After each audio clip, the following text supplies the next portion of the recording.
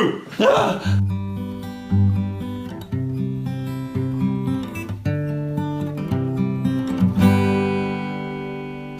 Welcome to the weekend end. Halloween is fast approaching, and in light of that, we have a couple of ghost stories to share with you.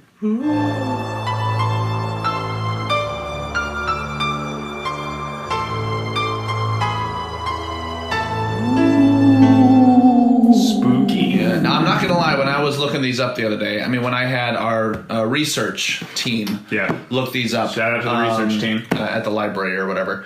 I was getting a little freaked out. So I think that bodes pretty well for the these stories.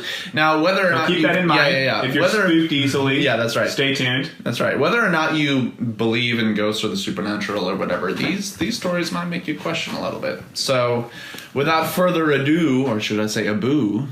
You shouldn't. I shouldn't say you that. should never say without further ado. We'll cut that out. Let's start with these stories. Am I starting or are you starting? Yeah, you go ahead. I'm starting, that's right. All right, so the first story is called Frantic Knocking on the Ceiling. Several years ago, during the week or so after my husband died, I had something strange happen. I lived alone in our house. One evening I was in bed, crying again, and I heard light knocking on the ceiling outside the bedroom. I ignored it, thinking it was just strange house noises. I noticed it on and off through the night. The next day, at some point, I heard more knocking. In the evening, later at night, the knocking happened again, but louder. I think somewhere around the third or fourth day, the knocking became very loud and frantic sounding. I thought I had an intruder in my attic crawl space. I wasn't in a self-protecting frame of mind because I was so sad about my husband, and I figured I would just open up my attic door and find this person right then and there and tell him to get out. I wasn't the least bit worried about a confrontation. Yeah, not a good idea. Not a good frame of mind. Don't just over. No. Like, I have no idea what's up here. I'm just open it.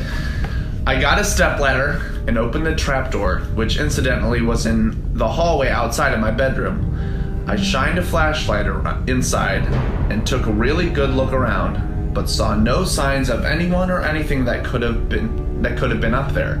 Nothing was loose, no sources of knocking visible. The house was only 2 years old, nothing in disrepair, and it was quite clean up there.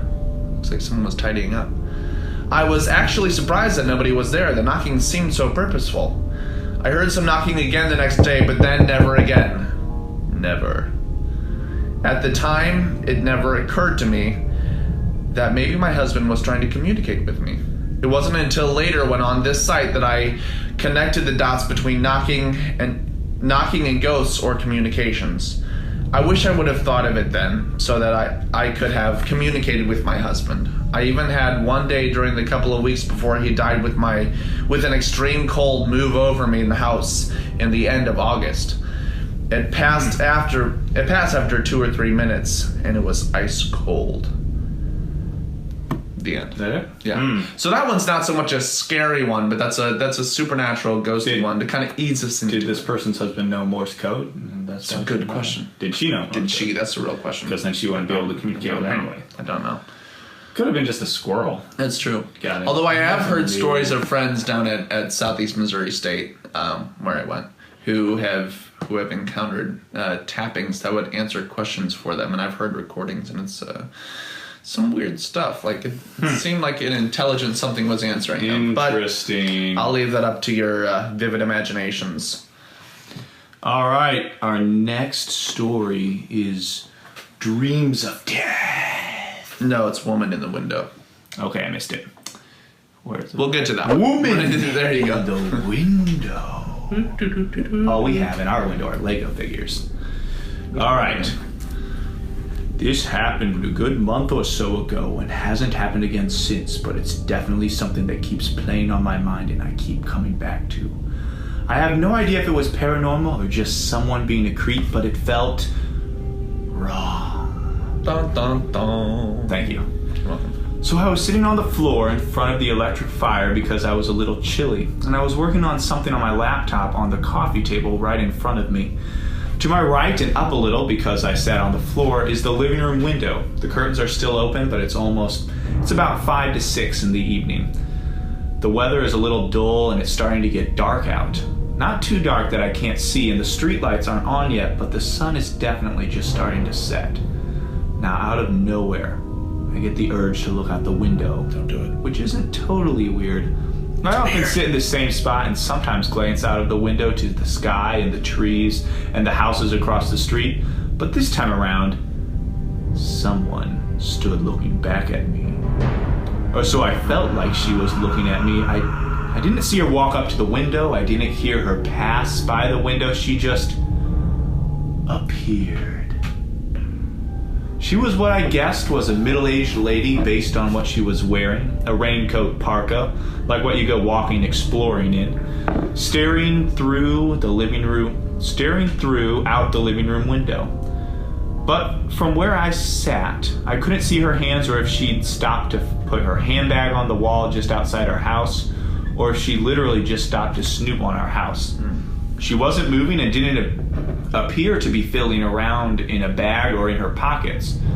Nothing. She was completely still and just stood there.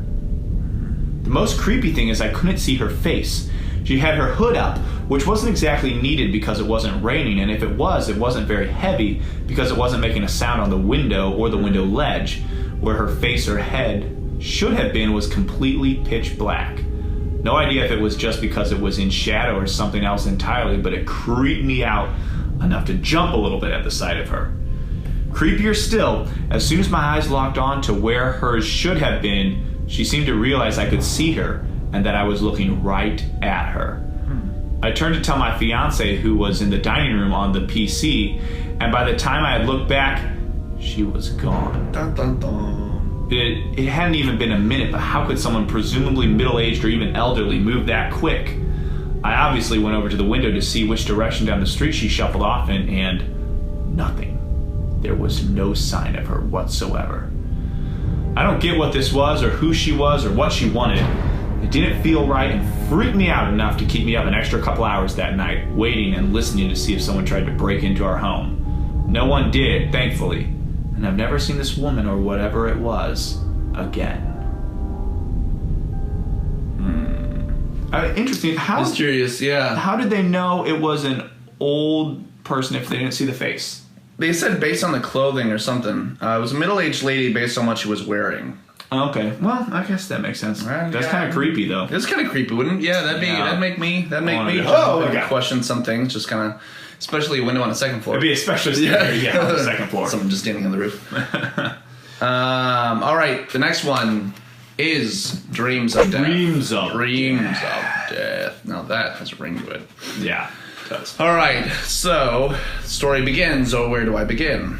Probably at the beginning. Good place. You might call me crazy, but I feel like my dreams talk to me, especially when it comes to death. It all started with my father. June of 2009, I had a dream of a funeral home. My father was in a coffin dressed in the same clothes we buried him in. My sister and mother were crying hysterical, and I was crying hysterically, probably. Grammar Nazi. Yeah. My mother and sister were crying hysterically, and I was standing over his coffin and saw him breathing. I saw the cross that was in his coffin, but the numbers were a blur. I remember telling them, "He's not dead yet, he's still breathing." Behind me, I heard a strange voice whisper, 10, 10, 10. After that night, I had anxiety attacks. I was terrified of what was to happen. After all, my dad had heart disease. There was so much that could happen. A month later, he had a cardiac arrest, but survived for a few months and sadly passed away January 10th, 2010 at 10 p.m. Scary. On February 2010, I saw my father in my dream standing in my kitchen with a tall man dressed in black. The thing about the tall man was he looked very familiar, like a guy I knew. When he looked at me, he looked so sad, like he didn't want to be there. Sorry, he looked so sad, like he didn't want to be there. I didn't quite understand. March, so a month later, I saw him walk in my store, and I wondered, should I tell him I saw him in my dream? Nah, he would think I was crazy. I should have, because a month later I heard he had a heart attack. at the hospital and died. Coincidence? It's not over. The last one, I don't remember when I saw it, only it was before, as always. I saw a grave in my basement with no name, only a date.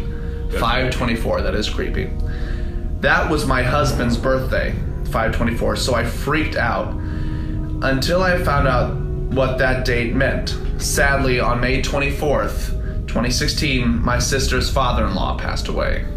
It's not as bad as her husband, but that's still kind of creepy. Most of the time, I hate going to sleep because I'm afraid of seeing these types of things, these types of dreams. My mother told me that my grandfather kind of was the same way. Can I remember this gift or whatever it is? Can I return this gift or whatever it is back? Why can't I dream of the winning lotto numbers? It's a fair question. Yeah, it is a fair question. But it's interesting. It's interesting. Yeah. Premonitions. That's kind of creepy. Yeah. Yeah, that would make it kind of scary to... This last one is probably my personal favorite. It's the Okay. So if you want to go ahead All and read right. it real quick. The last one we have. Ghost Puncher! Dun, dun. Superhero. Yeah, sounds like it. Superhero, a new TV show It's punchy. coming to Netflix this Yeah, that's right. this winter. This day. This day. All right. Last night, August 6th, 2017, as I was laying in my bed about 11:30, setting my alarm on my phone with the lights off, I thought I saw something move out of the corner of my eye. I didn't really think anything of it. I just thought I must have been seeing things, so I just went to sleep. Sometime during the middle of the night, I was having a good dream and I felt someone grab my arm gently. It was almost like someone was trying to wake me up without scaring me. I figured it was my dad. Because I was having a good dream, I kept my eyes closed, hoping I could see what happened next.